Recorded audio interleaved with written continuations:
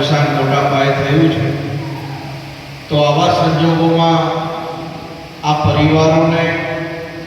સરકાર તરફથી જે સહાય આપવામાં આવે છે એ સહાયના ચેકોનું આજે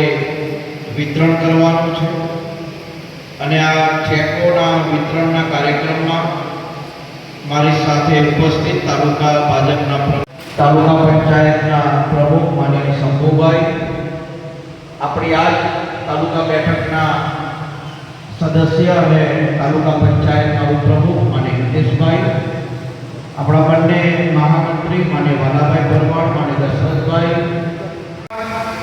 કે અહીંયા 5-7 લોકોને પ્રતિક રૂપે ચેક આપીશું એટલે બીજાને એવું ન થાય કે અમારે ક્યારે મળશે. તમારા બધાના ખાતામાં ગઈકાલથી સહાય આપવાનું શરૂ કરી દીધું છે. આવતા શનિવાર સુધીમાં લગભગના ખાતામાં બધા પૈસા જમા થઈ જશે. બીજા કોઈ પરિવાર હોય કે જેને હજુ સહાય બાકી હોય અથવા સર્વે કરવાનો બાકી હોય તો એ કલાકે બધા છે તો આપણે વિનંતી કરીશ કે કોઈ બાકી રહી ગયું હોય તો એવા પરિવારોને પણ આની સાથે જોડવાનો પ્રયાસ કરજો.